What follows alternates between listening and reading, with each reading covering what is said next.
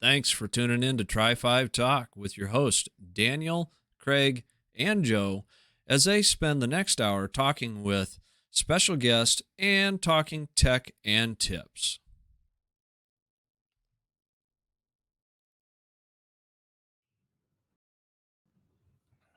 On a good note, we're on All time. right, we are back this week. And, well, unfortunately, our guest this week, he had some difficulties back at his home in his shop, so he couldn't make it. So it's me, Craig, and Joe. So how you doing this week, guys? I'm Pretty not good, so pretty bad. How are good. you? Good. So how's your week been going? Mine's Joe, been you pretty first. busy. Yeah, I've been really busy. I'm trying to get my car ready for the Media Blaster this Sunday. So I've been running around doing all kinds of just last minute body work, just trying to get the big dents and dings and folds and stuff kind of out of there. I don't know if you saw, we did a live video kind of over the weekend where ran around the car and kind of Daniel, you helped me with the stud welder, getting that kind of dialed in, and then I took what I learned there. I took what I learned there, and I was able to kind of apply it to some other areas of the car, which was really helpful. Started shrinking up some panels too that had a little bit of a oil canning, but for the most part, it's been getting the car really clean, making sure everything's sealed up tight. Daniel, I actually have never had a car blasted before. So I don't know if you've had one media blasted, but what kind of things do I need to prepare for before I take it up there? To be honest, the big things that I would worry about would be, the blaster, happening to warp something. You fingers crossed and hope that the sandblaster doesn't warp it. It's one of those things that either you got a good guy or you got a guy that doesn't quite know what he's doing. And the biggest thing is so he doesn't sit in one spot too long. And the other simple fact is, if he's using too much pressure, too little, there's a fine line. I've got a guy here that's really good at blast, and he's since retired, but he got it down to such an art that he didn't warp a single panel, and he was even blasting some of the newer sheet metal for us. It's not that we really had him blast a lot of newer sheet metal, but the newer sheet metal he was using such a low pressure, to where it wouldn't warp the panels at all. So you know, What kind of warpage are we talking about when we get that? Are we talking like pushing dents in or completely destroying like a panel? well, I mean, a bad blaster he can really warp. Excuse me, he can really warp the panel pretty bad. Like you're gonna run your hands across it like a washboard. But a good blaster. Um, excuse me, man, that potato soup's fighting back. They a good blaster, it's going to be fairly smooth, and you aren't going to notice any warpage.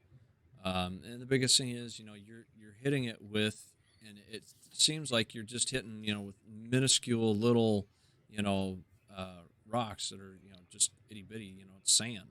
You don't think that it's going to create a lot, but when you're throwing, 500 grains of sand, every couple of seconds, that's like throwing a big rock at it. So you got to have a low enough pressure that you're not going to, damage the metal, and hopefully to where you aren't going to,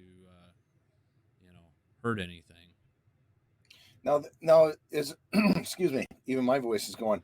Now, when they're doing the media blasting, I didn't obviously do my body work, but isn't there's some people that are more of a dry media blast where there's now the newer that comes with they're spraying it Yep. with water at the same time to keep it There's cooler. Yeah, well, and the thing behind the water or whatnot, The that's dustless. supposed to be a dustless blasting, and the dustless blasting, it can be good, but the thing you got to remember is when you're blasting and you're creating bare metal, but you're hitting it with water at the same time, you're actually impregnating water into the metal. So And I don't know if there's, some sort of a treatment that they spray on it. I don't know exactly how the dustless blasting works. It I is an art. remember reading somewhere that if you didn't treat it afterwards with a certain coating or wash off whatever they were spraying it with, it did seem to want to rust really fast. Yeah, I I do talked to the remember reading guy. something on that. I talked to the guy a lot, and he said, the dustless is mainly for people that are conscious about their environment. If they're trying to blast in a driveway or something like that. He said mechanically, it's really no different than a dry blast. He said one of the drawbacks on the dustless is that stuff turns into a sludge, and it just gets everywhere in the car. And he says, you're trying to clean out this wet, kind of glassy mud for a long time on the car. So that's why I've personally chosen to dry blast, because I'll be blasting in an area that I'm not really worried about environmental constraints. So Well, I'll Did you just ever go with the. and the nice thing about like dry blasting is you can actually dry blasting. You can actually go and if you're on concrete or whatnot, you can actually uh, save the media and still have the media for later use. So You know, let's say a everything lot of goes times good and we get blasted and there's no problems. Daniel, what would be kind of like a timeline to, as soon as the car's in bare metal, what do we need to worry about?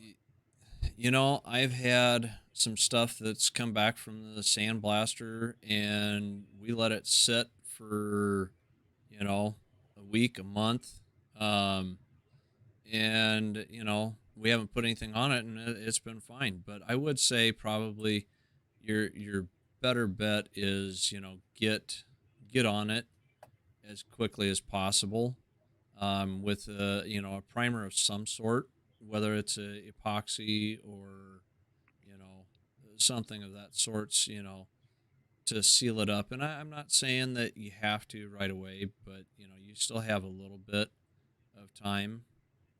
So Joe, did you ever think about having your car dipped? I thought about it, but my car's a little bit too put together to completely pull it apart. I didn't well, want to. can you pull the doors and the fenders and the deck lid and the hood off and get those dipped? I can probably have those dipped, yeah, but my Yeah. my doors, I figured while they're on it, we'll just hit them. I've already done um what do you call it? The doors, not sills, but the door jams and everything. Those are already kind of stripped out. I use just a carbide Like rotary for that. Rolock disc. Yeah, yeah, kind of like that. So I've already got my tight gap areas kind of cleaned up. I just need the main body panels off. I also have new sheet metal for kind of the front, so it's all e-coated. So I was gonna take your Okay. Yeah. suggestion and just sand it off and go Yeah, with the that. eco you don't necessarily have to get sandblasted or anything, so you know Right. that's No, usually fairly simple. I know I asked my guy when I first sent the car down, and he basically used sanding disc to strip everything down and then sandblasted the tight areas. And he didn't like the acid dipping because his words were that the acid would get in spots that you can't always wash out, and it'll just keep eating it away and possible long term damage. Well, and there is, a thought and theory to that. For the simple fact, like, okay, you've got in the trunk lid on like your '60s cars, you have some foam in between the inner structure and the outer skin. Where, the Tri Fives, we really don't have any of that expanding foam type stuff. Anti-flutter material between the sheet metal and the inner structure. So it cooks out that foam, and you got to replace it. But where he's talking, it might eat into those areas or whatnot. What we usually do is we take there's amber rust proofing product that you will spray in like after you weld a new panel in or something, and you'll spray that stuff in the backside. So like when we get something back from acid dipping, um, it we spray that stuff in there, and it comes out pretty good. So Right. Now, and I suppose it also depends on how many layers of paint. If some cars been 12 layers of paint through the years and a lot of Bondo, it might be a lot of work to media blast or to grind through. So maybe dipping is the better solution. But So obviously, that's Joe, a your car doesn't look that bad. Yeah, that's a good point. So my car did come like a gobstopper. It had a ton of layers of crap on it, but in my quest to figure out what all was wrong with the car, I sanded all that off using a DA. So I'm down to the original single stage paint or bare metal at that point. So all I've got is the factory paint or red oxide primer. So I think from a blasting perspective, we can get away with kind of a lower pressure. It shouldn't take much to get the rest of it off. Um, Right. and also that's kind of why I didn't want to go through the whole rigmarole of acid dipping, because at the end of the day, I just need some paint on the car. I'm not looking for a show quality shine or anything like that or super level. I just need something that's gonna not rust. We'll be using an epoxy primer, building up filler where I need it, and then sealing it up using a urethane, and then laying some base coat, clear coat. And Yep. Daniel, you had recommended Omni from PPG, right? Right. Okay. The Omni products, those are good products to use. Um, we Yeah, use like actually. their MP 170 sealer, and that's an epoxy sealer. It's a good product. It hasn't given us any real issues. So it's we call it the gray glue because it like literally sticks to almost anything. So Terry Bledsoe actually made a really good point here. He's saying in Texas, things are going to start rusting in 2 to 3 days, and I think that's a good thing to consider when you're working with your bare metal, is kind of your location and your relative humidity. My car is Yeah. lucky enough to stay in a climate controlled garage, so I have a dehumidifier in it, and I can pull all the humidity out of the air, or damn near.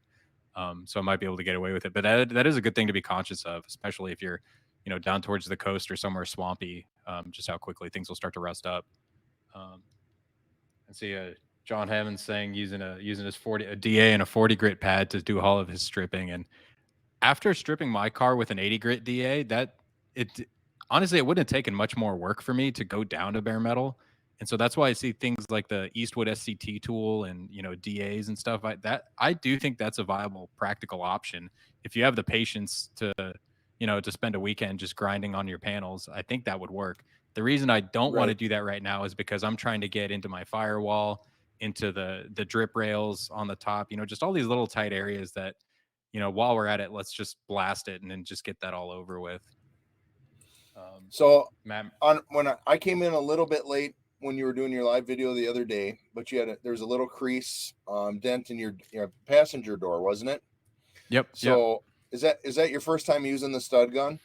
No, it's not my first time, but it's my first time doing it on what I would consider a major panel, something that I don't really have room to mess up on. So I learned to stud on my deck lid, which is one of those things that I could actually get to the back side of that if I needed to in certain places and fix any damage that I made or any weird warping. On the door, there's kind of no going back. If you over pull it or if you damage the metal, it's going to be a little bit of a challenge. And in fact, when we finished pulling, I went back and did some shrinking action with the stud gun, and that brought everything back because we did get a little bit of oil can just as the panel lost tension from pulling on it. So the shrinking went well. It was stressful, but at the end of the day, the panel's got its tension back where it needs to be.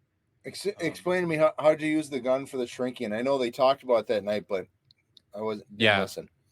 Yeah, I'm sure Daniel knows a lot about it, but the concept, as I understand it, is we're using the stud welder without a stud. It's a little anvil on it basically, and it's Right. heating the metal till it's blue, and as the metal expands and then contracts as it cools back down, it starts to pull the metal around it inwards, creating tension on the panel. And so that shrinking. You're not actually shrinking anything. You're building up the metal vertically instead of around the perimeter, and it's just pulling tension inward. And Perfect. the opposite of that would be stretching your metal. That's what I like about metal is as I'm learning.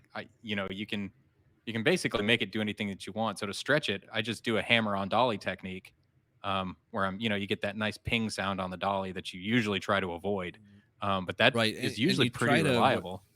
you're trying to hold the dolly in the backside as you're hitting with the hammer, and it's when you get that ping, what's happening is you're smashing, you're flattening the metal, and so you can actually create more of an oil can if you're pinging.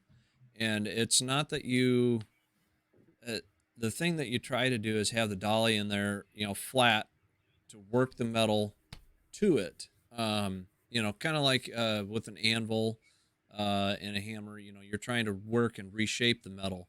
And these are small, a dolly is a small anvil. And when you got that ping, you're actually flattening the metal, and you can actually, concave it, and create actually more damage and more work for yourself to try and straighten out. So, there's a Definitely. fine line where you work,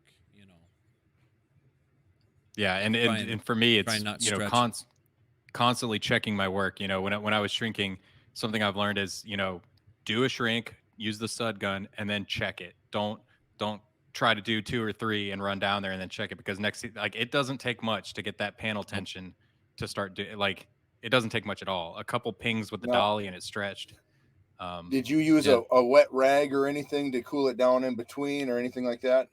I didn't, and I didn't. I kind of wanted to experiment with that. I have Well, and you before. want when you're trying to pull the dent out, you still want a little bit of heat from the stud gun to help work the metal, and that's where, like with Joe when he was doing his video the other night, I try to kind of advise him to not heat the panel too much. You just want to put a little bit of heat in the area to be able to work it and get it to move a little bit easier.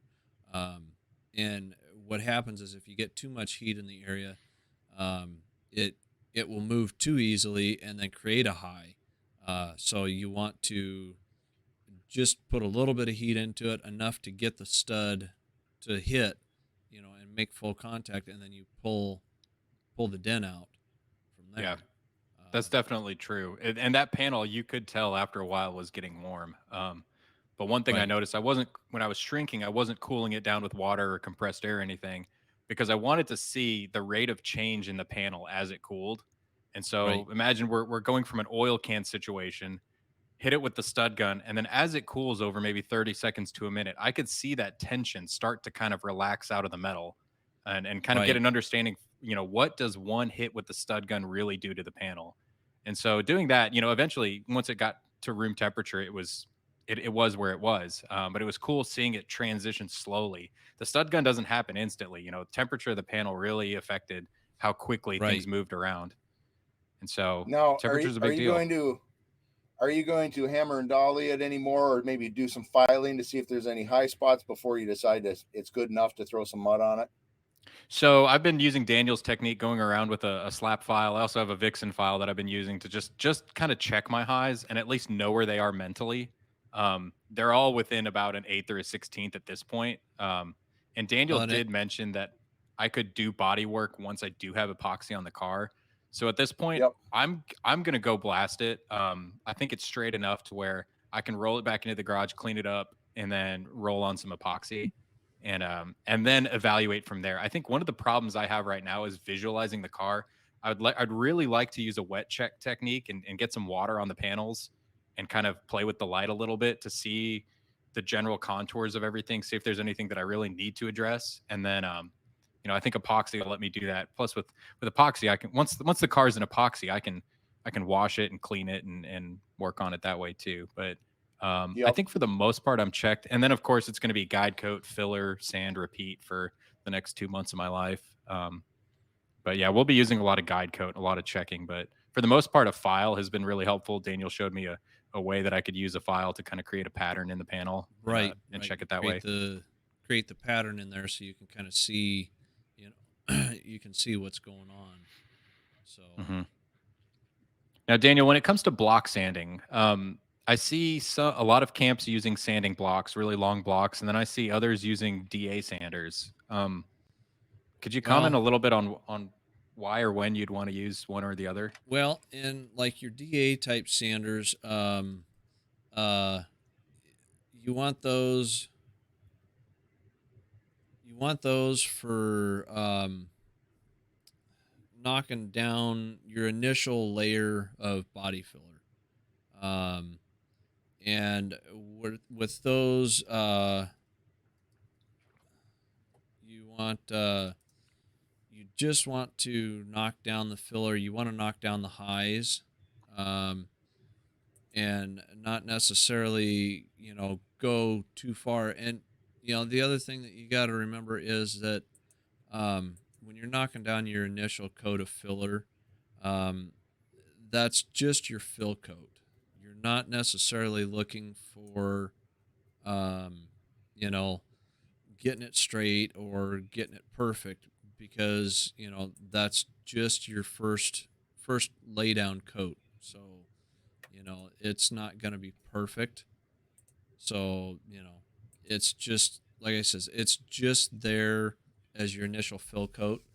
And when you start moving on to your second and third coat, you're gonna be what do I want to say? You're gonna be getting closer to blocking, and depending on which coat you're in, you may just put another skim coat of filler, and you'll hit that with like an air file before you hit it with a long block or whatnot. So Okay. um, That's good to know. I was really hoping I wouldn't have to take down 90% of my filler with a sanding block. So um, that would You not be could do fun. it. Your shoulders would get bigger. I do need some delts. Got a couple things. We got Bob in the mob wondering what brand of stud gun I used. The one I use is an H&S Auto Shot, but it is identical to the one you can get in Harbor Freight. I think prices run around $100, and it comes with the stud gun, the slide hammer, some nails. One thing it does not come with is that shrinking tip. I bought that shrinking tip separately from H&S. As far as compatibility with the Harbor Freight variety, I don't know if it's perfectly compatible, but I would expect it to be. Um, Jed Gage talking about using a torch and a dolly and a heat shrinking hammer. I have seen those hammers; they look like meat hammers. Daniel, any thoughts on the efficacy of those shrinking hammers? shrinking hammers can be good for when you are at that point of needing to shrink the panel. Um, but keep in mind that those are just a small shrinking hammer, so they're gonna just work a small area. They're not. So you got to be careful with how you use them. Um, and Not there again, they can create. If you don't know what you're doing, they can create more damage than good. And with the simple fact of when you're working just a small area, then that small area you can do more damage than good. And all you're doing, you're not necessarily looking to beat beat the metal. You're just looking to hit it and kind of create the little dents, Crowns. So well, I know, um, and Terry Bledsoe was mentioning the shrinking wheel on a grinder, shrinking disc, and I've seen that used a couple of car shows. I can't remember if it's Martin Brothers or who was using it, but that's an interesting way of doing it. Have you ever done that, Daniel? shrinking wheel. So what I do, and I don't have any of the grinders here in the office with me. I do I do use a grinder with a 36 grit uh, uh, wheel on it, and with that 36 grit, I will come over just enough to put heat in the metal. And it's not even that I'm really trying to throw sparks or anything. I'm just trying to throw, just enough. And it's one of those grinders that's got the big, I don't know, it's like a 9-inch grinding disc. Um, and, they do an awesome job at just putting a little bit of heat in. and that's all you want is just a little bit of heat. You know, it's not where it's like hot. You're just putting enough heat in so you can get a little bit of heat into the metal. I think an important thing that Joe said was about the stud gun is Harbor Freight.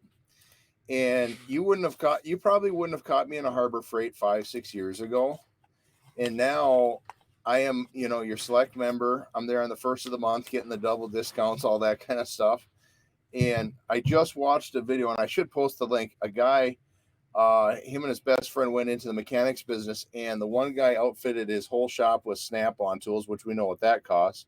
And the other guy got everything at Harbor Freight. And even though the Harbor Freight one has broke a few tools, he's still thousands and thousands and thousands of dollars in the profit because he hasn't had to pay these tremendous fees. But I will tell you, I have been, in fact, Richard Owens got me going on some of it. Jim Noren got me going on it. But you start looking at the cost of even your standard, wrench and what they cost to snap on. And I went and got more stuff. And and any time I can, I go there. Obviously, I had the first round of Harbor Freight jack stands that didn't kill me. So I'm doing pretty good there. But I don't. You're still alive. I know you can't get a gold ratchet at Snap-on, but you can at Harbor Freight. There you go. So got that 24 karat gold. I got that stud gun. I got that stud gun here, so that's what it is. It's a Unispotter. They just call it the starter kit. See, I would like to use that. I've got a bunch of antique wagons and coolers that have little dents. And but I don't want to paint them because it's got the natural patina. So a stud gun was out of the question. And I got one of those hot glue gun paint dent removers, for a paintless dent. And no matter how I prep the surface on these old coolers, I can't get that glue to stick. I've tried hot or cold or different glues, and I wish I could use a stud gun for it. But I just don't want to paint the patina. So, cooler, Speaking of metalwork, I think Terry Bledsoe was on earlier today, and I think it was Terry, was talking about having trouble seeing while he was welding, kind of needing a spotlight. I just saw it in one of the comments. This is a light I picked up from Harbor Freight. It's called a Braun. It's like $20. It's battery powered, but it's an LED light with a magnet. And when I'm welding, this is so valuable because I can stick it anywhere on the car and basically put an overhead light on my weld. $25, Harbor Freight. This thing rocks, and it's also you can start a no prep race with it if you want. So you can. So speaking of welding, and how is your new helmet, Daniel? My new welding helmet, it is nice. Real quick before we go too far, I want to just real quick. I'm showing everybody a picture of grinder so you can kind of see, and that's a type of grinder that I use. It's like I says, just a grinder with you can put that large grinding disc on just to put a little bit of heat into the metal, so that way you can go in and use a slap file to slap file it down some. So that new welding helmet that I got, that is from Yes Welder, and it was an Amazon purchase of $70. I have no complaints about it so far. I've done some welding with it. The headgear in it is a little bit different than it on the back side. It doesn't have a fixed back on it. You can kind of adjust it some so it kind of sits. All of us have a differently shaped back of our head, so it works quite well and it fits pretty good. And you can adjust so either it depending on where you hold it, where you wear it up here on your forehead, you can adjust if it flops down farther or up higher. And it's got a full, I think the view window in it is like a 3x3 or a 4x4 view window in it. And that's really nice. So see, I've got a couple cheaper ones, and my problem is that when I'm welding, first of all, I got to wear my cheater glasses because I've gotten too old. And like you said, the lights, and I I've got a magnetic LED light that I actually use on my barbecue grill for barbecuing at night. And so I brought Mm-hmm. that in because it'll stick right to the table and I can flash it right where I need it. But I have the light, especially when I'm welding outside in the summer, the sunlight coming through the back of my helmet. And so I have to put a towel or something or some kind of something back there. That's what I don't like, because if I can block that, then I don't have the glare inside. I'd say when you're something I made welding outside, that's a big thing, and that's where you see, you know, a lot of the guys that weld on like structural steel for buildings and whatnot. They have, you know, pipe liner, something, the pipe liner pancakes. Yeah, something, you know, over the back of the helmet that goes down the back of their neck some to block the. A lot of them have an eye box goggle that it's balsa, and they trim it to their face so it completely seals up on those pancake hoods. I made a mistake when I was welding this past weekend, and I wanted to share it. So there's nothing wrong with the car, but I was started at one end of something and was working my way spotting down, and I landed a bead of metal on my cell phone and completely cracked the screen. So if y'all are playing around with your welders, just leave the cell phone upstairs because it will find a way to get caught with some slag. Now, so being a cell phone and a touchscreen, were you able to use your phone at all? Yes, I could, but it's not long for this world anymore. So, and I'll bring this up because everybody likes to know stupid things at work. And you brought up something. So it was a week or two ago, maybe 2 weeks ago. I had my phone in my hand and I dropped it. And as I went to grab it out of midair, I basically just hit it harder into the piece of wood. And so, but it hit in a certain spot on my screen, and I couldn't even do my lock pattern to open up the phone. Oh, the digitizer got messed up. Yep, everything was gone. I couldn't use a phone, so I actually went to Best Buy and bought this, an adapter for the C port. Here, I'm gonna do this down here. This one, a C port connector and a USB. So then all I have to do is plug in the little micro or USB for my mouse, and I was able to use my mouse to navigate, turn on my phone. Because that way, when I got my new phone, you still have to unlock it to transfer everything. And so I will always have this, and I'm not going to lie to you, I still use it a little bit because when you put your phone in the holder, it's kind of nice to just sit back without your finger on the screen and play with your phone a little bit. So kind of a nice little thing for $8. So if you ever break your phone, just need one of these and a mouse, and you're good to go. So Daniel, real quick, speaking of welding, can you kind of talk about the setup necessary for doing the welding, you know, body welding? You know, our welders are older than me. They're still the old Miller sidekick welders. And they're a 110 welder as far as body welding. And I can't tell you the exact amperage. It goes from 0 to 100. And then it also has a 1, 2, 3, 4. So, you know, it's still pretty simple, rudimentary, you know, early days of, you know, welding is MIG wire feed. But myself, you know, what I try to look for, like, say I'm butting two panels together. Where we're trained in the ICAR training is when you're butting two pieces of sheet metal together, you want to leave about an 1/8 of an inch gap, and that 1/8 of an inch gap you want to stitch it. And when you stitch it, that creates a stronger weld, and it guarantees that you get a deeper penetration. But it also creates a nicer, smoother weld. And now, like if you're gonna go and put like a quarter panel on, what you want to do is use like a flange tool and create a flange along there. That, you know, and it's kind of hard for me to really show here. And I'll try and draw something up here. So what you're wanting is a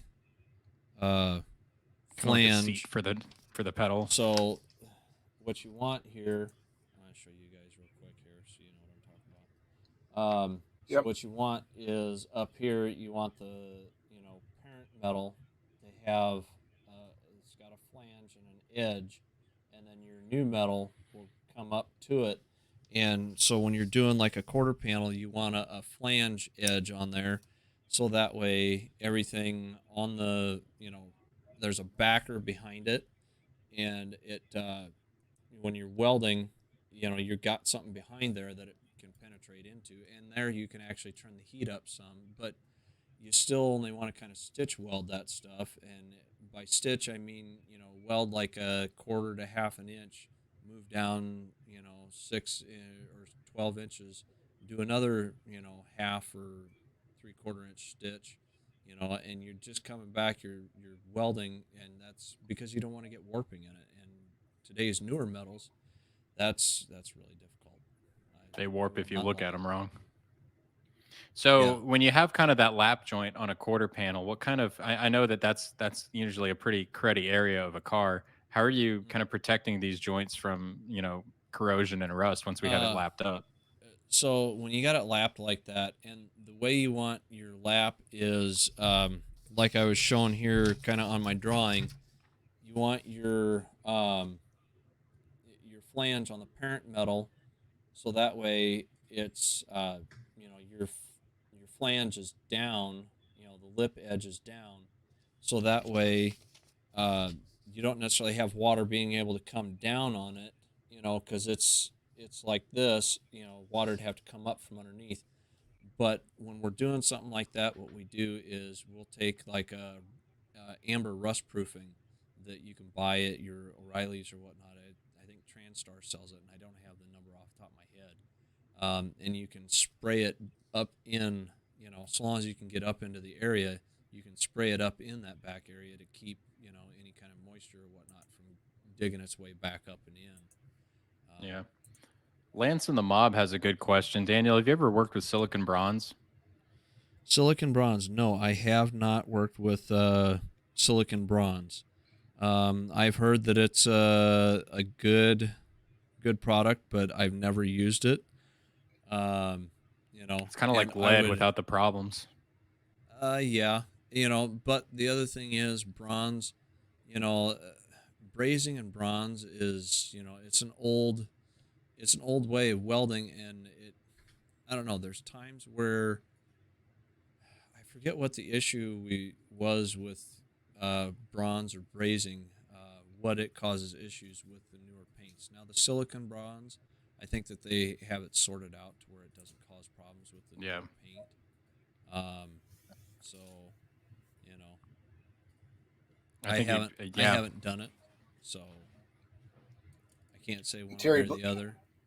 Terry Bledsoe is basically coming saying you don't like butt welding. Uh, I don't necessarily like butt welding because it provides a little bit more strength when you have a flange weld. So, but the butt welding, there's places where you have to butt weld. So when you butt weld, you want to leave that eighth of an inch so that way um, it will get, a good penetration where you're at. So, and the doing like a butt weld on a quarter panel, no, I don't like doing it. I would much rather do a flange, because and there's another reason for doing a flange is because you got a big area, and it's hard to make a nice even gap all the way along that whole big long area. So it's easier to have a flange, so there's So there's a couple reasons of a flange.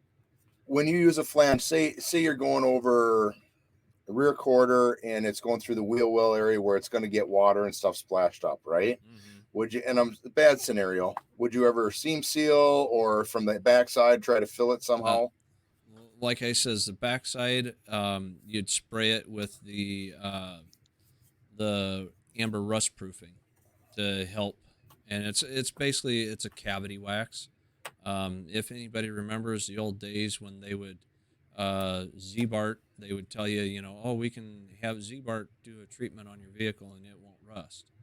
And that's what it is. It's a cavity wax that gets sprayed in, and it's supposed to prevent the rust, and it does for the most part.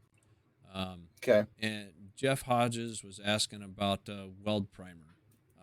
We do use U-Pole weld primer. It's a good product, and it has a copper. Craig, your feed died. That I just U-pole, refreshed it. I have Okay. I use that U-pole zinc. Just a heads up, it comes out fast. Yeah. Ours is the, I don't know. It's got a copper copper color to it. So I haven't really paid attention to what exactly it is, but it's it comes out in a copper color. So I just assume that it's probably got some copper in it to help with that. So let's see here. Yeah, so Terry's wondering on his trunk patch, should he be butt welding or lapping it? And I personally butt welded mine. I didn't have too many issues. Last 8 inches of trunk patch. And I don't know what he's talking about on his trunk patch. If he's talking about the trunk floor or if he's the floor, talking the floor, the floor where it butts up to the Z panel on the back. No, I think where you cut out the actual floor horizontally and scab in. Yeah, on a floor, I would go ahead and butt weld that. So I think from an accessibility standpoint, you also have that brace under the new floor panel section, so you don't really have the challenges of lining up panels like you traditionally would on a quarter panel or something larger and floppier. When I did mine, getting that brace attached to the last 8-inch section and then kind of bolting it into place onto the frame made it a lot easier to kind of get that gap where I needed it. I didn't have to do too much work with a flap disc to kind of shrink the gap up where I needed to. And then I used those real easy just butt welding clamps to get everything in position. Right. And so like if you're doing like Terry said on the floor on the sides, when you're on the sides and whatnot, so if you have the original, area where if your patch, if you can weld it into where the spot welds are supposed to be, then by all means do spot welding. But if you're cutting, if you're just cutting a flat panel out and you need to weld in, then by all means, yes, just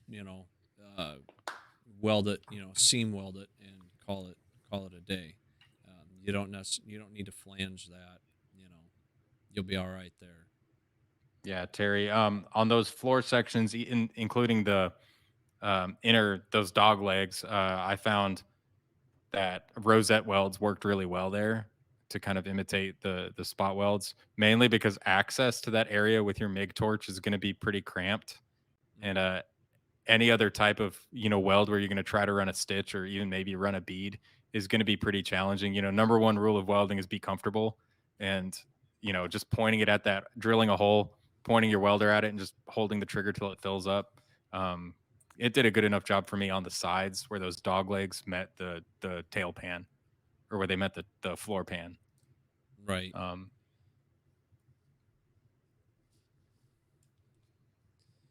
Yeah. So Craig, explain to us the cribs. What's the purpose of building cribs rather than just using jack stands? Yeah, well, what have you done, Craig? Well, I first built the car on the 6-ton floor jacks from Harbor Freight, and then they were recalled for safety because apparently people were dying or getting hurt. But I never had any come crashing down. But through last summer, I used the jack stands, and I just feel that especially when you're working on pulling working on the rear end, working on pulling the transmission out, I don't like getting the car up high enough for me to work on. Now, I don't have room. I get this question a lot. Hey, why don't you put in a 2-post lift? I don't have that garage. I don't have the ceiling height for a post, and it's not wide enough in there for the lift. And so what I want to do is I want to be able to get my car up high enough where I can get under it comfortably, which I can do with the floor jacks. But of course, as you know, the higher you go with the floor jacks, the little bit more of movement is in the car when you're working on it. And I just feel that, I've kind of risked my life enough already doing this, and I want to be up a little more secure. So I made these blocks, and I was actually lucky enough because the lumberyard that I source almost all my material at kind of owes me some favors. So they had what they would call junk 2x4s because they were a little warped or twisted. But when you cut them down to the 12 and 20 inch lengths, you didn't see any of that, right? So I actually gave them my cut list, and I think it was 44 2x4s that were 44 2x4 20 inchers and 68 12 inchers. And obviously you look on the pictures how I did it. That's going to give me 15 inches of lift. And so I figure with 15 inches of lift, it's going to be a good height for me to get under and pull the transmission and clutch out and all that stuff and not be cramped and just get it a little bit safer, Right. especially long term. Like I said, I haven't had a problem, although I did last year. For the guys that don't remember, when I was working on the rear end with my pinion angles, my floor jack decided to slip off my pumpkin and the car dropped about 8 inches. And luckily my jack stands caught it right where they were supposed to. And I wasn't under it, because I'm never underneath the car when I'm pumping up or letting it down. I make sure I have good safety rules, but I'm like, you know what? I'm just going to use the wheel cribs. And then I'm going to do something that some people are probably going to disagree, but Joey's going to do it on his. I've got a lot of used motor oil. Obviously, all of us get to use motor oil. So I've got basically a 55-gallon drum that's full of some oil, and I'm gonna dunk these in the summer and let one soak for a few days, and then pull it out, let it drip dry, and then do all 4 that way.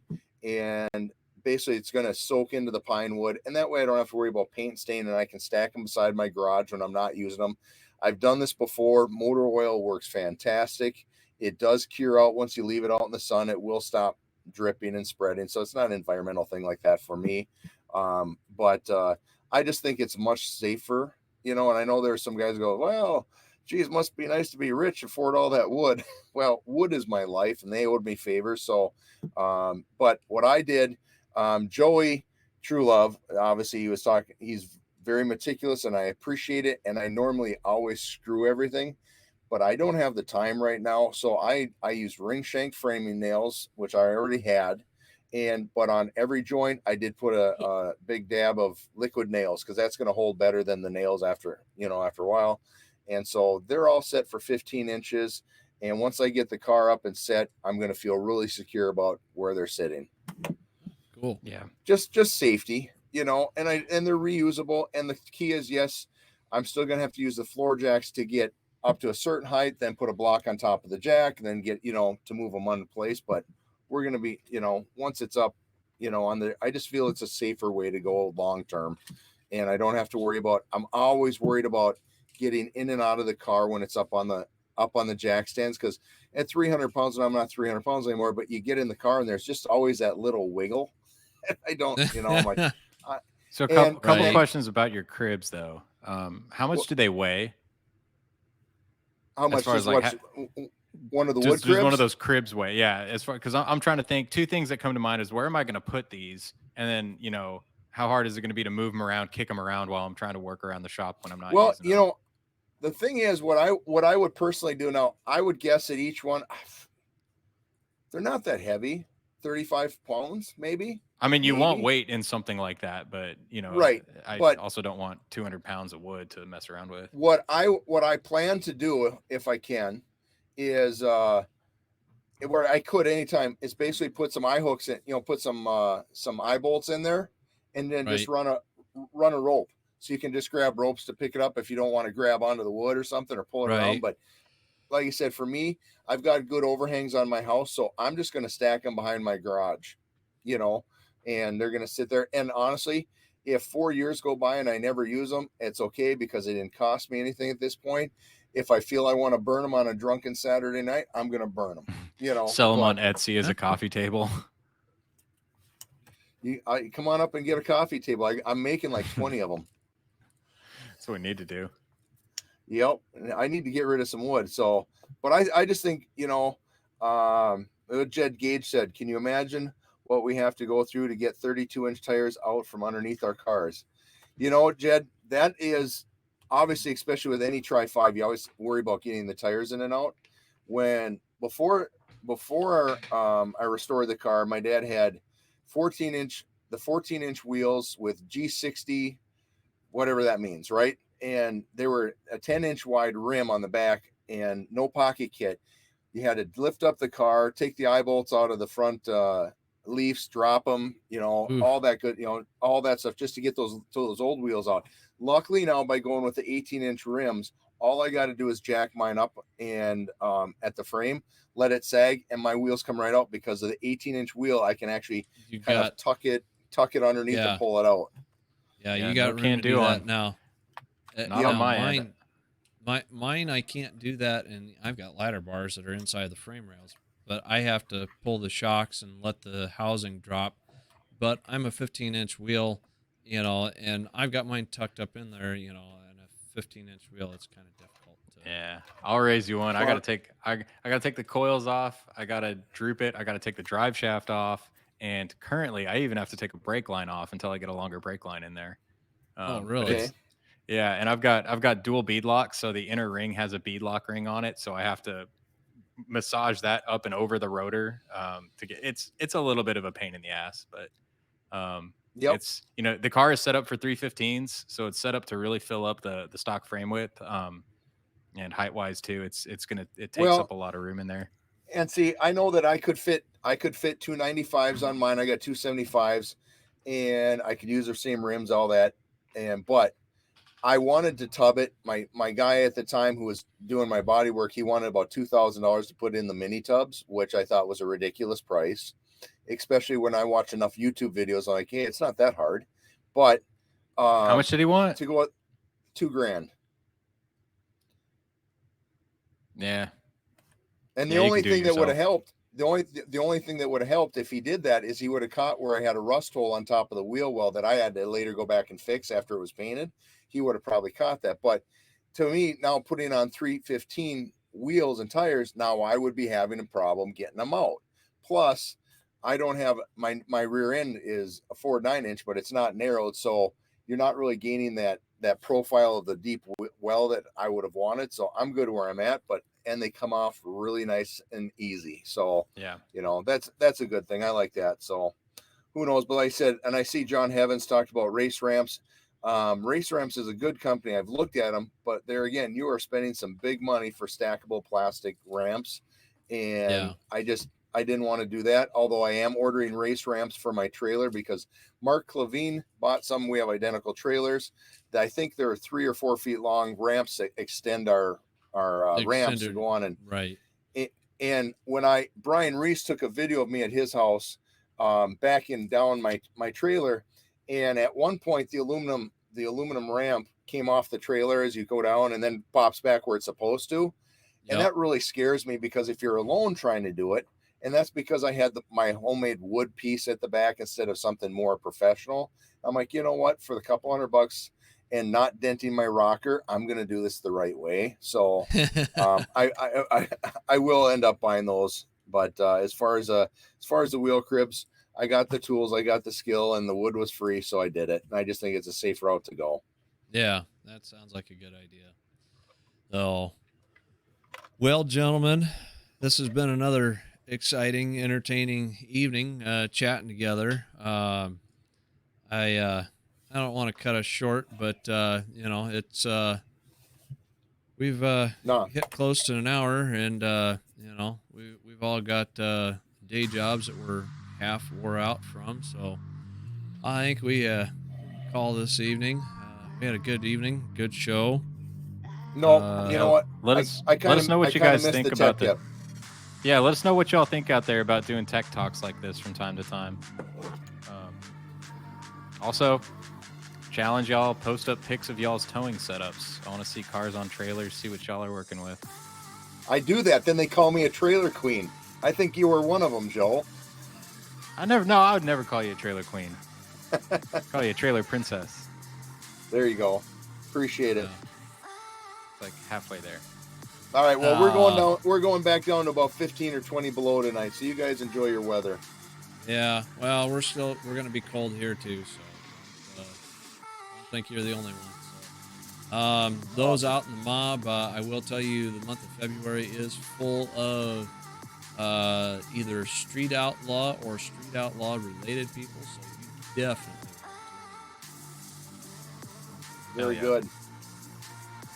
The only thing bad I have to say about Street Outlaws is the No Prep Kings just scheduled their summer racing calendar, and they scheduled Minnesota stop at Brainerd International on Back to the 50s weekend. So I'm not too happy about that. Yeah, that's a bummer. So, well, any last good feedback thoughts on Tech Talk? Yeah, any last thoughts, Joe? No, just, I mean, keep it between the ditches when you're out there. It's slippery, so. Yeah, keep it between the ditches up in the Iceland, north. Yep. Love it. Careful. Oh, Jesus. Oh, Jesus. All right. Well, that's going to do it for us tonight. Thank you, everybody, for joining us, and we will catch you next time.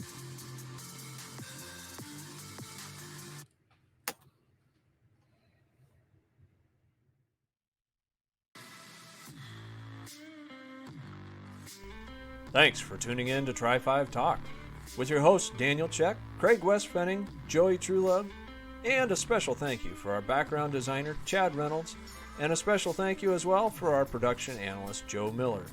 Thank you for watching, and we will catch you next time.